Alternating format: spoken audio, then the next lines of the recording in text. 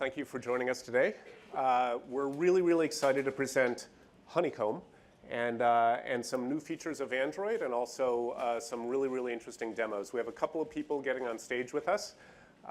We have a pretty good demo of the Motorola Xoom tablet running Honeycomb, and Hugo is going to present that, who's our Director of PM. And after that, Chris Yerga is going to get on stage and talk about some of the future functionality and features of Android Market. And we have some really exciting news there as well. And just briefly, let me talk a little bit about how excited I am about the momentum. It's, Android obviously, being an open source project, we consider ourselves the shepherd of it. And as we shepherd it through the industry, we're seeing it just pop up all over the place. At CES, when I walked the floor, it was just amazing and surprising about all the different variety of devices that popped up running Android. Again, with open source, you don't really know what people are going to do with it. And all the innovation doesn't happen in this building. It happens all around us. So there's a lot of excitement and a lot of opportunity, future opportunity for finding Android in new places. When you see Hugo's demo, one of the things you're gonna witness is how Google's cloud services tie together all these different applications and all these different companies that are making devices in all these different segments. Again, it's the cloud that makes the experience seamless. You could literally lose your laptop or lose your phone or lose your tablet, and all your data is safe and secure in the cloud. The next time you pick up your new tablet, it all comes back. The cloud is also the central point at which all the applications and services share information. So in the future, you'll be able to see a real seamless integration between phones and tablets and Google TV, which is also based on Android.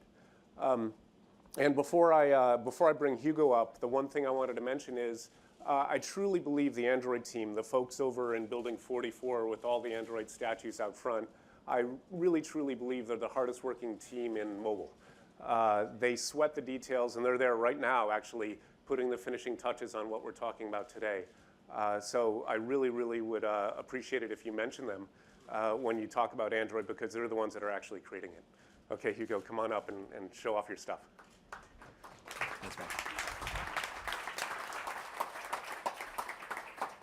Thank you, Andy, and good morning and welcome, everyone. From the very beginning, the Android project, as Andy said, has been committed to open development. And one of the most critical aspects of open development is creating an ecosystem, a platform that enables developers to iterate and innovate as quickly as possible. So our approach with Android has been to equip developers with the best possible toolkit that we can build and then simply get out of their way. So with Honeycomb, we're enabling this style of rapid, agile development that the internet has been used to for so many years on this new generation of tablet-sized mobile computers. So today, I'm going to show you some of the new features of this platform that we've designed specifically keeping in mind the creation of amazing apps that are optimized for tablet-sized computers. So let me start by giving you an overview of Honeycomb. And first, what you'll see is that we've revamped how you navigate in a device with a larger screen like this. So if you look at the bottom left of the screen, you see that there's a back button, there's a home button, and there's also a new button that's dedicated to multitasking. So when I tap that, you'll see visual previews for some of the applications that I was using recently, and the state that they're in, so it's actually really easy to switch back and forth. Over here on the bottom right, you'll see the notifications and systems status area, which I'll talk about in just a little bit. And the rest of the screen is dedicated entirely to applications. And the home screen is actually a really important part of our developer story. It's not just a warehouse full of apps. It's an application development platform in itself. And I'll talk a little bit about that. For example, widgets, as we call them, and by the way, the widget system is the same that's been hugely popular in Android phones, can now be backed by collections of data. And these collections of data can be visualized in some interesting ways. So right here, you're seeing my Gmail inbox that I can scroll through. You also see my calendar. I can even scroll through them together, and it's just really easy with multi-touch support. If I move over here to this home screen, I have a grid widget for my bookmarks. And if I scroll once again, I have what we call a stack widget that allows me to flick through different things, for example, Major League Baseball highlights, or my books over here, or some YouTube videos that are popular today. And I can even sort of do this together and actually have a lot of fun with it. So there you go. So these widgets are sort of reusable pre-built components that developers can use to bubble up important information to the home screen. From a user's perspective, what really matters is, despite all of the clever computer science that we have to enable the smooth experience that you just saw, it's really just about quick and easy access to important information. Now, another thing that we've redesigned on Android, on Honeycomb, is the notification system. And as you'll see, notifications are completely non-intrusive. They don't get in your way, just like on phones. But now they contain more information. So in this particular case, my friend Anand is IMing me, and you can see his picture in the notification. And you can ignore it, or you can action it if you want. What we've done is we've built, maybe I should tell him to stop. What we've done is we've built some templates that actually allow developers to create these richer, more advanced kind of notifications. And I'll show you a few of those. Probably my favorite example is what I'm going to show you now. There's a headphone notification at the bottom here. I was listening to some music before getting on stage. And while the music app is active in the background, I get this notification that if I click on, will allow me to play, pause, or go to the next track, for example, like this. Yeah, it's from national underground thunderbounds when I stomp the ground like a million elephants, a silverback orangutan, you can't stop. And I can just pause that. Now, if I tap on the notifications area anywhere here on the bottom right, I'll be able to dismiss some of these notifications if I don't need them anymore. We call this a line item veto. And while I'm in the neighborhood, let me talk about the quick settings panel right here. This gives me quick access to important things like airplane mode, Wi-Fi, and so on and so forth, just right there in one place. So now I want to show you some of the new application patterns that we've created as part of the Honeycomb UI framework. But before I do that, let me just point out the fact that we've spent a significant amount of effort making sure that existing Android applications run really well on tablets. In fact, an app that's been designed with our recommended development guidelines is going to work without any modifications and run really well on Android. And I want to show you an example. In fact, one of my all-time favorite games, which is, of course, Fruit Ninja. So because I was playing this earlier, I'm going to see that it's actually showing up here in my recents by touching the multitasking button. So I'm going to go into Fruit Ninja, and I'll play this for a little bit. Now, this is a completely unmodified version of Fruit Ninja. In fact, what's available in Android market today.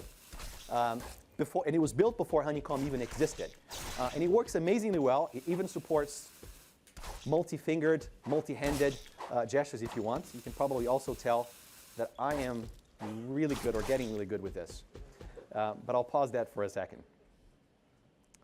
So it works really well, even though it was built before Honeycomb even existed, as I said. Now, of course, we want to encourage application developers to build tablet-optimized experiences for their applications. And to do that, we've added a lot of really cool new things to the Honeycomb application framework. One of these things is what we call an application fragment. And I want to show you what that is inside of Gmail. So let me open Gmail over here. So we're in landscape mode. And in landscape mode, you're going to see two panes, the left folder view and then my inbox on the right. Now, watch what happens when I click on a message, when I tap on a message. You see that the leftmost pane slid out to make room for another pane, the message, that then slides into the same place. And if I click on the inbox, you see that the leftmost panel or pane slides back in. These panes are what we call application fragments. And a fragment is something that a developer can use to encapsulate specific application functionality and then reuse that throughout the application. So for example, if I flip this tablet into portrait mode, I may want, and probably will want, to recombine how these fragments are laid out. And eventually, fragments are going to be useful so that you can have completely reusable functionality between the phone and the tablet version of your application. So that's coming in the future. Another really cool action is being able to pick up and then drag a message, for example, into a folder. And this is something that has been built not as part of Gmail, but part of the application framework. We have an incredibly full-featured dragging manager that allows you to create and manage sort of these dragging interactions. There's a lot more coming there. And then one last thing that I wanted to show is across the top here is the application bar. The application bar is another application pattern that can be packaged into a fragment. And in this case, it's showing global actions. So I have search, I have compose, and a few other things. But if I select a few messages, you'll see that that application bar now changes to contain actions that are specific to the selected items. In this case, archive, star, label, etc. So this is another example of sort of really modular development that we've built as part of the Honeycomb application framework. So we'll go back to the home screen. And now I want to talk a little bit about performance. Needless to say, we've spent a tremendous amount of time really optimizing performance at every level on Honeycomb, especially for 2D and 3D graphics. So first, all of 2D drawing that developers have been doing with the existing framework can now be hardware accelerated. And developers can actually do that literally by adding just one line of code to their existing application, and then they can take advantage of hardware acceleration. We've also added a new animation framework to Honeycomb to enable developers to add transitions and overall polish to their applications. And you've seen some of that stuff already in the home screen. I want to show in a really simple way how powerful this is. So I'm going to click on the top button here on the right. That's going to take me into the home screen customization UI. And then I'm going to tap on the home button on the bottom left. And then I'll do that in rapid sequence. And you can see how amazingly powerful this new animation framework is. Just incredibly fluid and smooth. We're also introducing a brand new graphics engine called RenderScript. RenderScript is built for high-performance interactive 3D graphics. And it enables some amazing new things, some of which I believe you've already seen. Let me show you one of the best examples of this, which is YouTube. So I'm going to go to YouTube here. And what you see is this insanely beautiful 3D video wall that I can use to browse videos on YouTube. And you can see how fluid and awesome it is to play with. This is built using RenderScript. I'll go into our Books app. And in the Books app, you'll see a 3D carousel of the books that I've purchased, also built with RenderScript. And if I go into a book here, I've chosen Unbroken. Watch how incredibly smooth the turning, the page flipping animation is, even when you have pictures. It's just really beautiful. This is all built using RenderScript technology as well.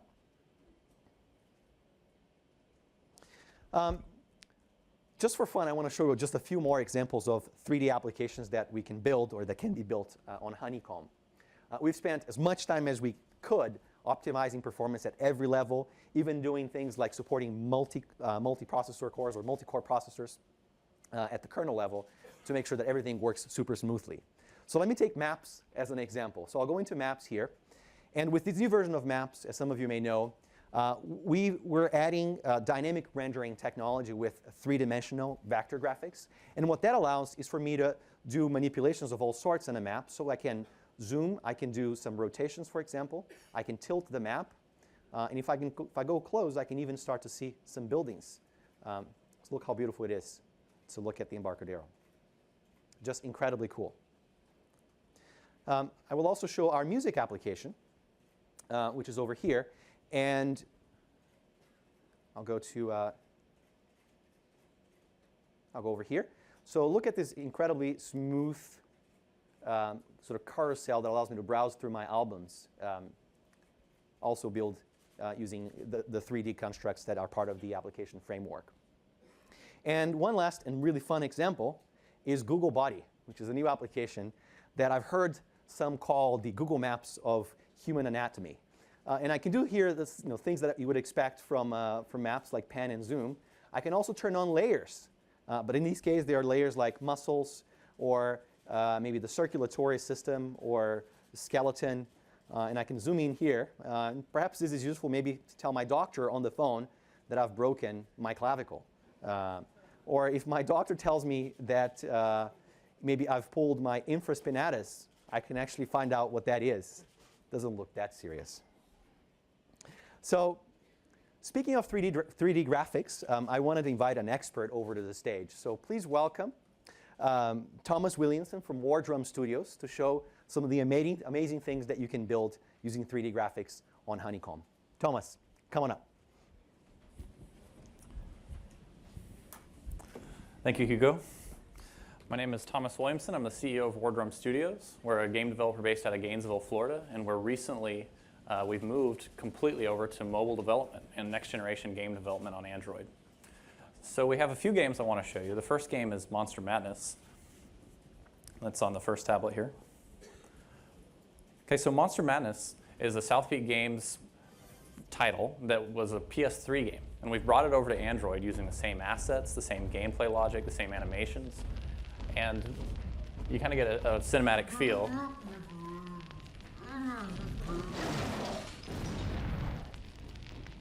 And so the game itself, it's a hack and slash shooter.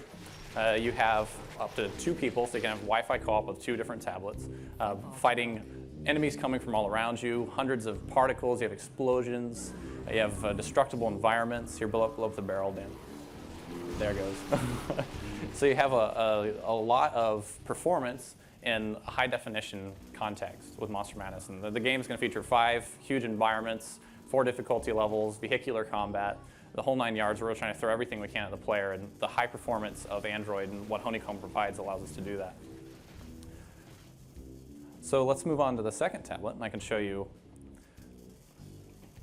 Great Battles Medieval. So Great Battles Medieval is a History Channel presents Great Battles, and it is a cooperative development between Wardrum Studios and Slytherin Software. And so this title is basically an educational strategy game with massive battles. And it's the first title that we've done that has 100% usage of 2 cores on tablet, or you know, we're looking to support the phones as well. The game itself shows hundreds of units animating, moving, uniquely thinking, all in a massive battle, all on your phone, all on mobile. Here, let's try to get a...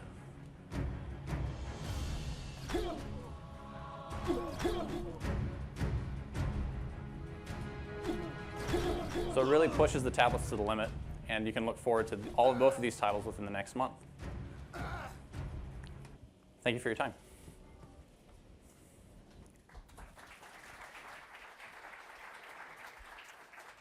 Thank you, Thomas. That was absolutely stunning. Finally, I'd like to talk a little bit about the new media capabilities of the Honeycomb platform.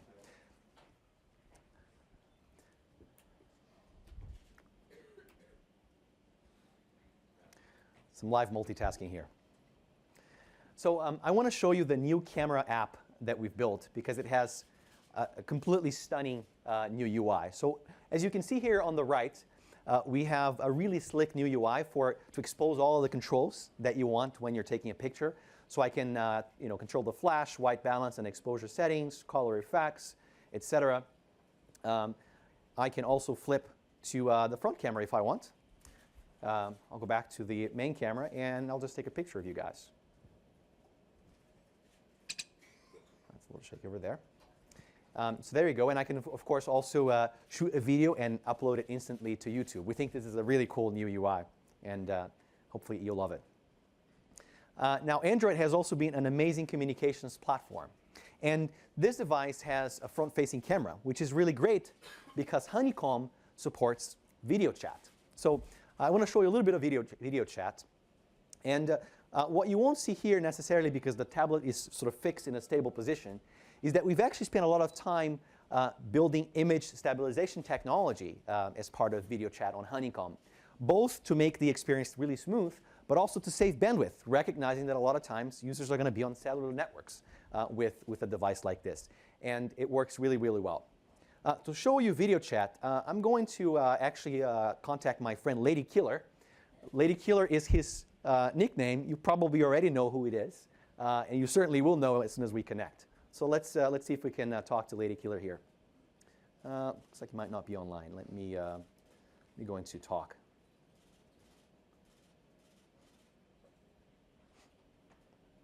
Maybe we'll try logging out. Oh, I'm not signed in. There we go. That would help.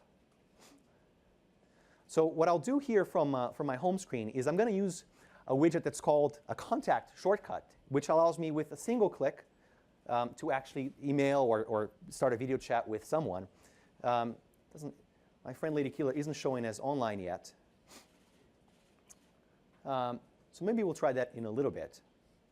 Or perhaps I'll just chat with my friend Anand here.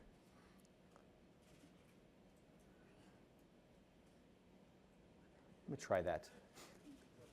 Lady Killer, where are you?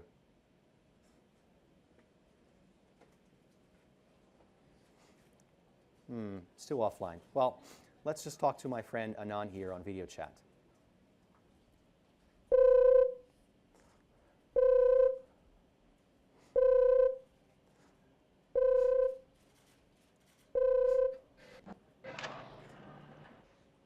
Hey, Anand. How are you, man? Hey, what's up?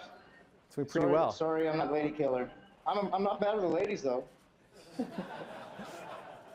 I'm sure you're not. Hope you're having a good time, man. So I'll see you a little bit later, okay? I just wanted to make sure that everybody saw the new video chat technology as part of Honeycomb, and maybe Lady Killer will show up in a little while. Cool. See you later, man. Thanks, man.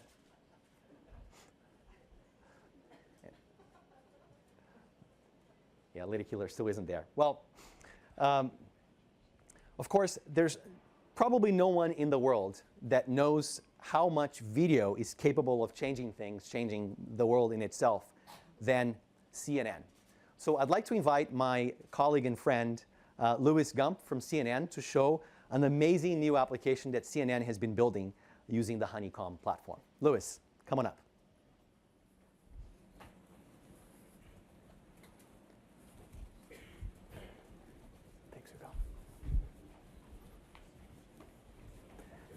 Thank you, Hugo. Make sure we're all set up here. Okay, good morning, everyone. I'm Louis Gump, Vice President of Mobile at CNN. I'm here with Lila King, who heads up our iReport group. We're really excited to be here this morning to talk a little bit about a new application we've been building. We've been hard at work on an Android app for the tablet, and it will be launching in the near future for free in the Android market. And we'd like to give you a little sneak peek. First of all, I'd like to share a bit of context. It's no secret that tablets are becoming a force in the marketplace and are going to be something we're watching throughout the year. And as part of this, CNN has decided that mobile is a core strategic priority. As part of the strategy of making sure that we meet consumer needs on mobile, we want to make sure that we're there for Android users around the world. We've learned quite a bit over time, and what we're trying to do is to take what we learned and put it into a really compact package that goes where consumers are. So if you take a look, you can see what we refer to as the broadsheet here.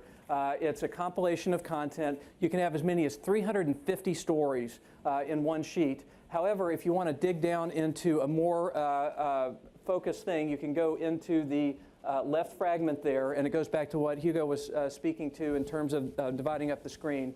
And then you can pick a category, or you can swipe from left to right. In addition to that, when you find a story you're interested in, you can just go in, look at the content, and then keep on going. And I have to tell you, based on some of the experiences we're having in testing, this is an incredibly immersive experience. Consumers love it, and there's a lot of time spent in the application.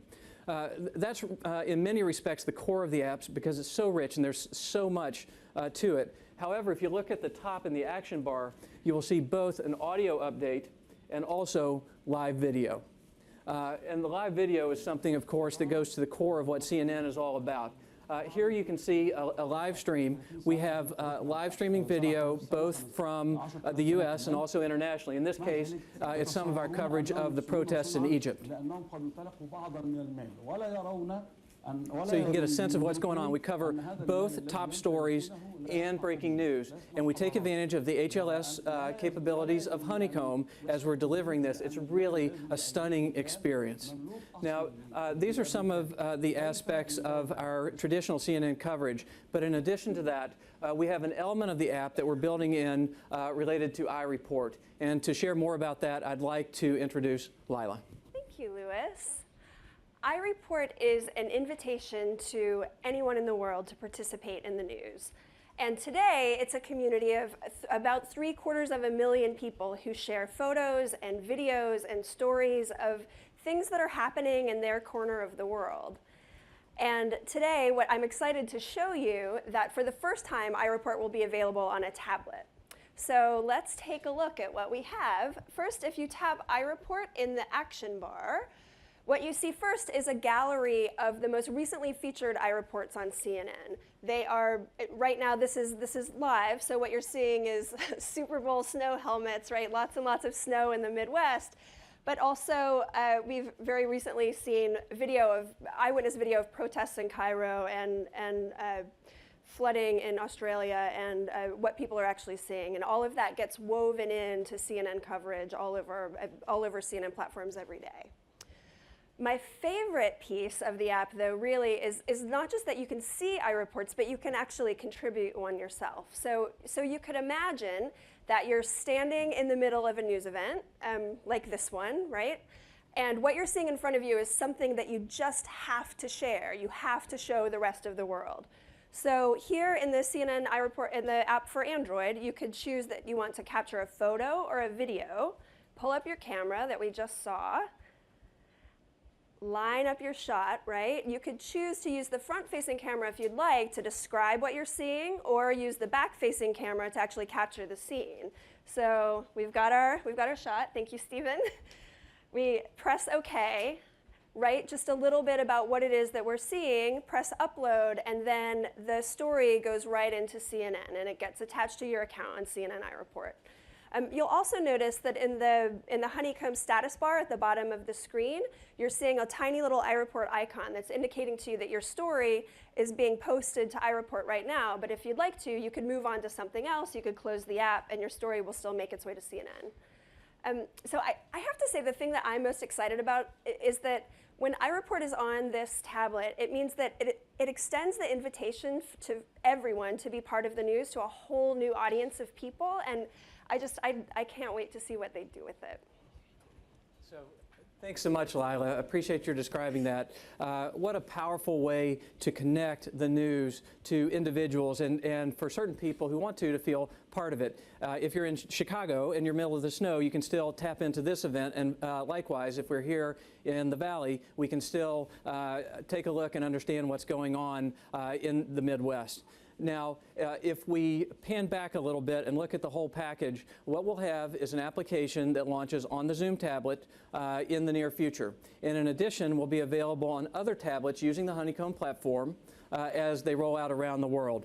And that's really exciting to us at CNN. I actually was just sitting next to someone here who said, hey, you know, CNN is really well known as a video platform, a source of video, and that's absolutely true. But the combination of the video and the traditional reporting and the imagery together, it's just quite powerful. And so as people use tablets, and as these grow around the world, we want to be there. And when people want to connect with the news, we want to be with them around the world. So thanks very much for sharing your time with us.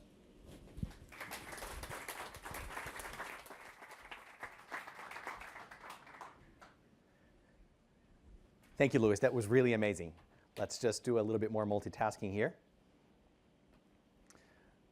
I'm reconnecting because I'm told our friend Lady Killer wants to try and call in. We'll see if that happens in a little bit. But, well, let me just segue to the rest of the presentation here. And if Lady Killer calls in, we'll take the call. So hopefully what you saw today was a really good illustration of the hard work that we've put into making sure that Honeycomb is an amazing story for developers, which we think it is. We think it opens incredible opportunities for innovation in this new class of devices. We certainly cannot even predict what you, the developer community, are going to build. Of course, The platform is just one half of the story. The other half of the story is how to get these applications, these amazing applications, into the hands of users, of people.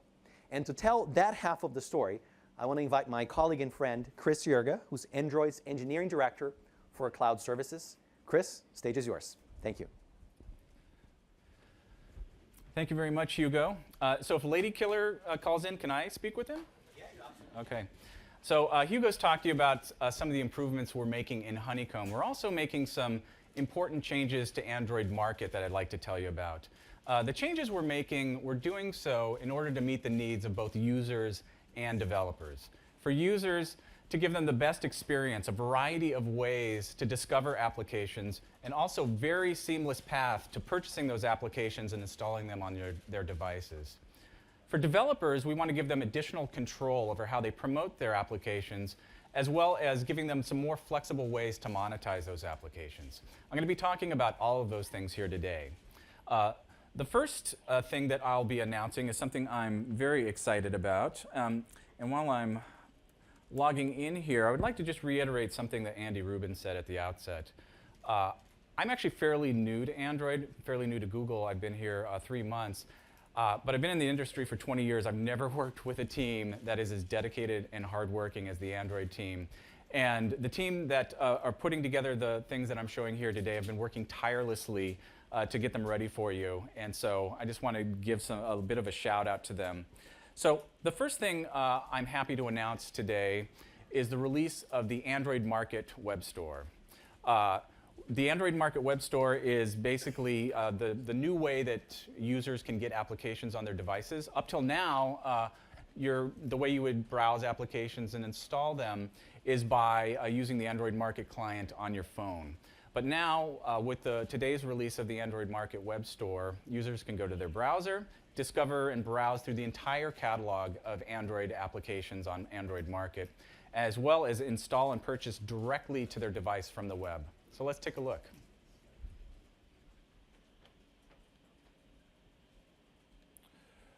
So as we've been building Android Market, we've kept in mind that there's a variety of different ways that users discover applications. Sometimes I'm coming to the market, and I might not actually have something very specific that I'm looking for. I'm more in a browsing mood, right? So what I want to do is I want to come to the store and have a variety of different kinds of content sort of offered up to me that I can easily search through. The homepage of Android Market on the web delivers exactly that. As you can see here from the top, we have a carousel that shows a variety of promotional banners for applications that cycles through. I can click through them and see the different apps here. Additionally, underneath, you'll see the familiar categories from Android Market on your device. Featured applications, as well as top paid and top free. And additionally, we have categories that can be browsed on the left-hand side. But I think I'm going to take a look here through some of the featured applications and see if there's anything that catches my eye. You know, I'm sure Kenny Chesney's a terrific singer, but that's not really the kind of app I'm looking for. But hey, this Zenonia actually is catching my eye. And so if I click in here, it takes me to the applications detail page for this app. And so the first thing you'll notice is that the page is graphically rich, and it looks terrific. And it looks terrific in a way that developers can control. In anticipation of launching Android Market on the web, we've enabled features for developers that enable them to upload these high-resolution banners to promote their applications, as well as the larger size icons over here on the left. And so by doing so, developers are able to make sure that when people come and look at their applications on the Android Market website, they look their best. Additionally, you'll see here on the left, since this developer has other applications in Android Market, they show up here so that folks can easily find that. And then all the information a user needs to make a decision about whether this is an interesting application for them is on the page. We have a description, user reviews, as well as application screenshots that I can look at. And so, having looked at this screenshot, this actually does look like a pretty cool app. I think I'm going to purchase it and install it onto my device. I'd like to show you how seamless that is. So there's a buy button right here on the page. When I click on it, it opens up this window that pops up shows me the permissions for the app, asks me if which device I want to install to. Since I only have one device registered to this account, it's pre-populated for me. But if I had multiple devices and tablets, etc., this list would be filtered to just those devices that are compatible with this application. So I'm going to go ahead and purchase it. And by clicking on the Continue button here, it brings me, I dismissed instead of continue here.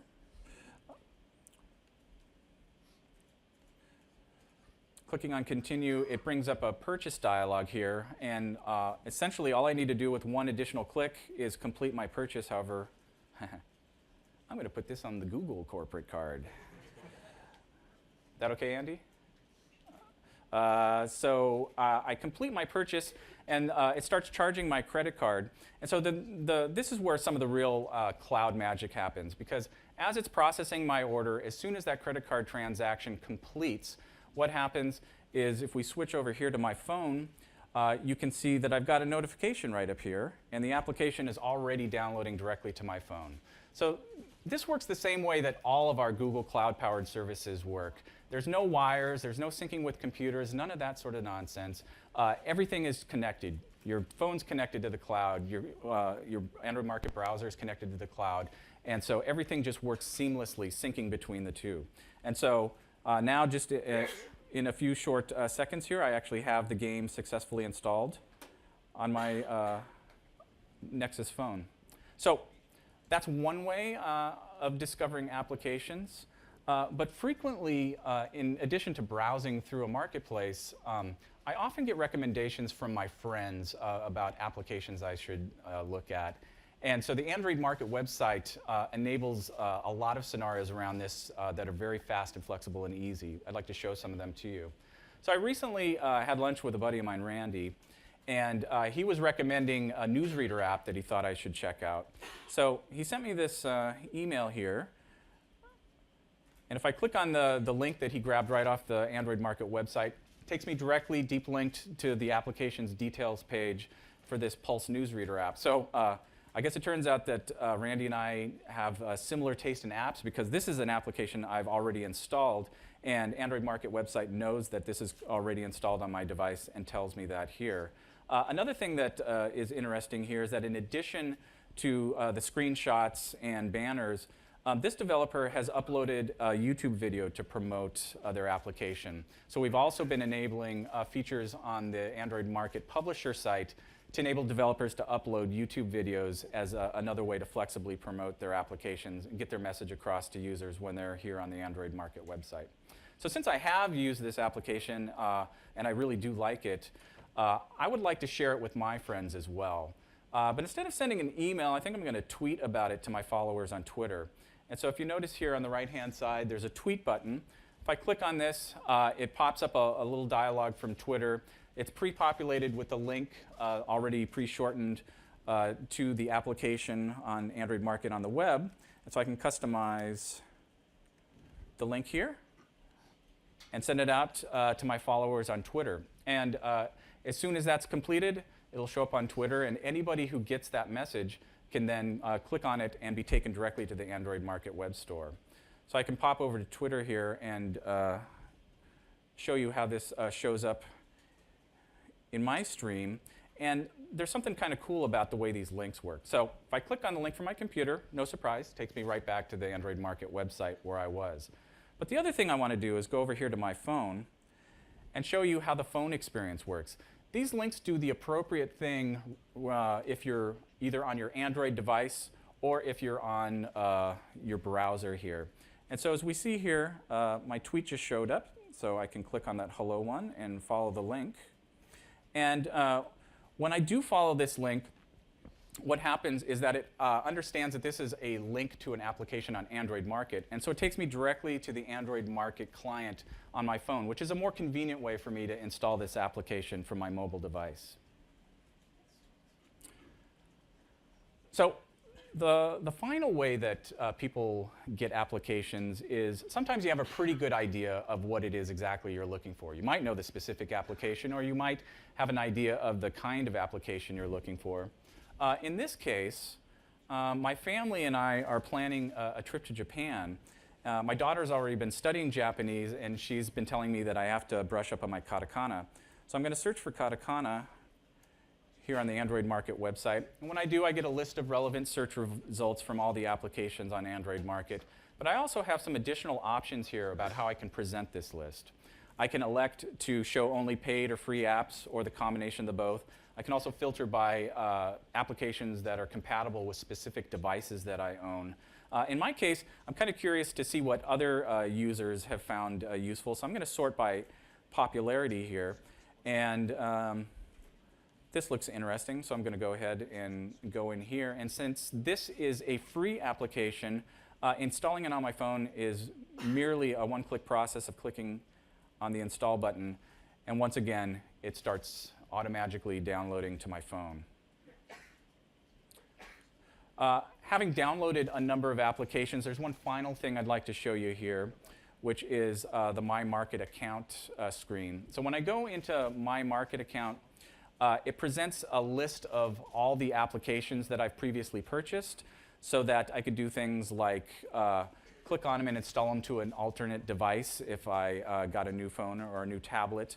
I can also go into my settings page here and give a nickname to individual devices. So if I have like a personal phone and a work phone, I can keep those, keep easier track of them so that I know which applications are going to which devices. So that's the Android Market website. It is live right now on the internet, so we encourage everybody to come to market.android.com and see the great work that the team has been doing. So the next thing I want to talk about is related to how users purchase applications. So Android has a global base of both users and developers.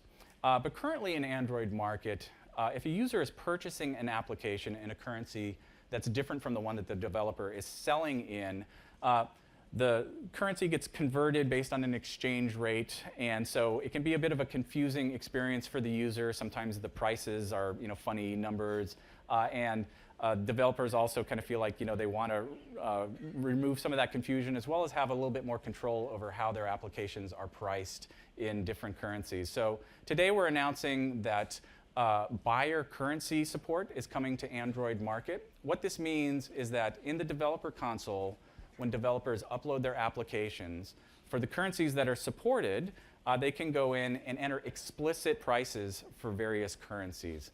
That way it gives the user a consistent experience, gives the developer a little bit more control over how their applications are priced in different markets. The way we're rolling this out is in a phased manner. So what's going to happen is today the developer console is going to turn on, and for the initial set of currencies for US sellers, developers will be able to go in there and set those override prices if they wish to. If they don't, then everything continues working the same way it does today. And then over the coming months, we'll be adding new currencies and new seller support. Now, the final thing, and Lady Killer still hasn't called, so the final thing I want to show today is something that's very exciting to us here at Android Market. We've gotten a fair amount of consistent feedback from developers that they would like to have additional ways to monetize their applications on Android Market. So I'm very pleased to announce that support for in-app purchases is coming to Android Market applications. Now what this means is that developers who integrate with our in-app purchasing SDK will be able to sell a variety of virtual goods directly from within their applications. So examples could be a game might sell additional levels or consumables or even virtual currency that could be used in-game. Other applications might use this to unlock features or premium versions of the applications. I mean, there's really a wide variety of different ways in-app purchasing could be used by developers. We're very excited to see how they use it. We've been working with a couple developers initially to get some feedback on the in-app purchasing SDK and also to get some integrations going to see how what they do with it. And so I'm very happy to invite one of them up on stage here with me today. I'd like you all to welcome Bart DeCrem. He is the general manager of Disney Mobile, and he's got some exciting news about their support of Android Market and what they've done with the in-app purchasing SDK. Bart? Thanks, Chris. I'm Bart, although I think some of you know me better by my nickname, Lady Killer. Anyway, it's really great to be here for the announcement today. I think at Disney, we're a really good example of what's going on mobile today. We're bringing some of the most beloved brands and characters and stories to a new generation of mobile devices that are just really powerful and fun and just generally awesome. And at Disney Mobile to date, we've had about somewhere over 60 million app downloads already on other platforms. And I think now that we're coming to Android, that number's about to get a lot bigger. So today I'm really excited to announce that for the first time ever, we're bringing 3 of our key apps to the Android platform. First, Radio Disney. Radio Disney, not a lot of kids and tweens in the audience here today, but it's really a bit of a phenomenon with young kids and with tweens in the US, but really all around the world. And with the new Radio Disney app, the kids will be able to stream music straight to their Android device, and they'll be able to talk back, send out shout-outs and song requests to Radio Disney. The app's already been downloaded millions of times on other platforms, and now we're bringing it to Android. We're demoing it in the other room, and it'll be launching over the next couple of weeks. The second app that we're bringing to Android, and that'll be this spring, is Jellycar. And some of you may be familiar with Jellycar. It's one of the most popular apps that we originally developed for mobile at Disney.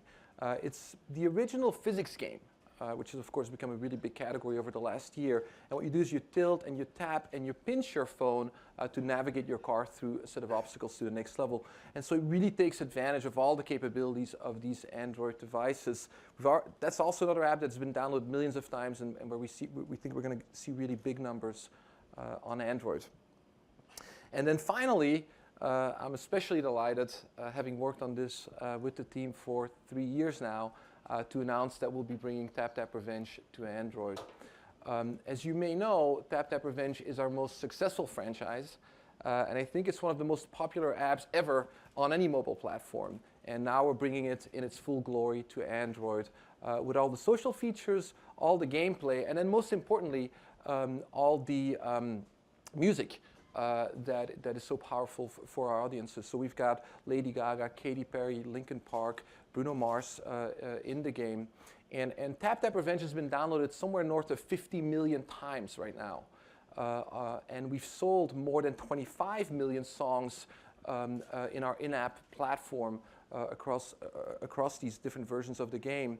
And because giving our users the music that they love and the hits that they love is so critical to the user experience in Tap Tap Revenge, we've waited until the announcement here today of in-app billing to bring Tap Tap Revenge to Android. So let's see what it looks like. If we can switch to the device. There we go.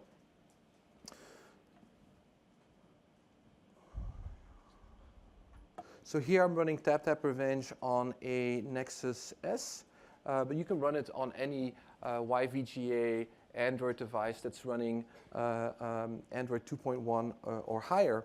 And as you can see, this is the latest version of Tap Tap Revenge. It's Tap Tap Revenge 4, and we're showing off some of the big hits here on the home page.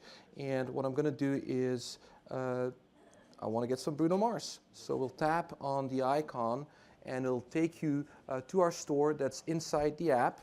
And then all you do is you tap to purchase the track pack.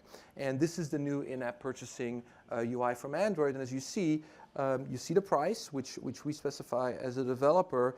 And then the user has the credit cards that they've entered or carrier billing that's available for that device. And you can just leave that to the default, or you can change it. And then I'm going to tap on the buy button. And here goes the in-app purchase transaction. And there it is. I just purchased Bruno Mars, and so we've preloaded it here for the demo, so I can simply click here now to go ahead and play the song. And the song that I'm loading is, again, it's Bruno Mars. He's really the biggest new music sensation of the year. Came out of nowhere, has had 2 big hits. This is a new song by him, and it's called Somewhere in Brooklyn. And let's see how well I do with the device sort of flat on a table.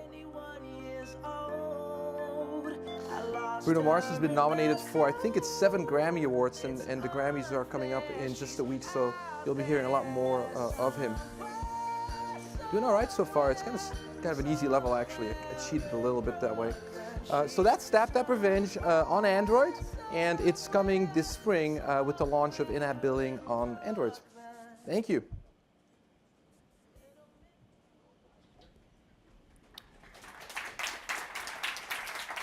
Thanks a lot. So if I remember correctly, we just gave you access to the SDK fairly recently. How long did it take you to get this working? Yeah, well, we've had a team of developers working on the Android version of Tap Tap Revenge for several months now. That's been a really great experience, and the people we have working on this are very talented. But I think we got the code drop, the latest code for in-app billing, I think we got it just 5 days ago. So great talented engineers, but really a great code base where the integration was really easy for us to do. That's terrific. Thank you very much. Thank you, Chris. So today we're going to be releasing developer documentation for in-app purchasing as well as sample code. And as I said, we've been working with a few developers to give some early feedback on it. Now we're going to release it to the entire Android developer community, seeking to get some additional feedback on the SDK. And we're going to be releasing it live to users prior to the end of this quarter. So there's been a lot of stuff we've talked about today. I think it's about time to wrap up. Hugo? Yeah. There's some guy looking at me from your tablet. Oh, it's Lady Killer. Let's switch over. Can we go hot here? Yeah? Hey, CeeLo. Yo. How are you, man? Thanks for joining us. No problem, no problem. Hey, we're just calling to say that we're really looking forward to seeing you at the Grammys next week. We heard you're performing with Gwyneth and the Muppets. That sounds pretty awesome. Yeah, it's going to be real cool. That's awesome, man. And what else are you up to? Just that, doing a little touring in support of the album, which is doing very well. You know, having a little fun in the process, you know, but working very hard at the moment. That sounds like us on this end, man. We're having a ton of fun and working very hard at the same time. You're probably working harder than us, though. No. We're neck and neck. Hard work is hard work.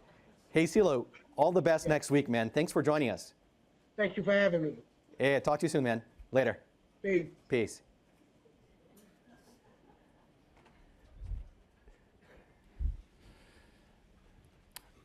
All right, so thanks everyone for coming. I would now like to invite you to come to the back and look at our demo stations where we have 18 developers showing off applications optimized for Honeycomb, in-app billing, and all of the new features we've announced today.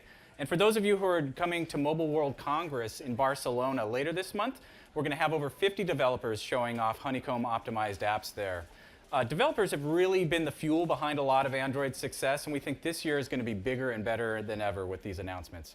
Thank you very much.